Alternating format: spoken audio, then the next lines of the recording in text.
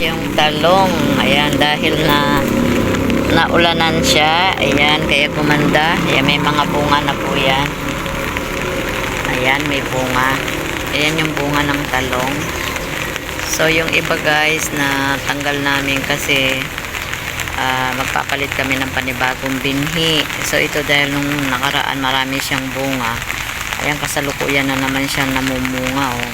Bunga ay yung bulaklak po na yan. Dami niyang bulaklak. Magbubunga po yan. Ayan, dyan po nagmumula ang bunga. Dyan sa bulaklak na yan. Kaya ayan o. Oh. Ito yung iba, palaki na sila. Ayan. Palaki na yung talong. Kanina po nakakuha ako para dun sa paksiw. Nagpaksiw po ako kanina.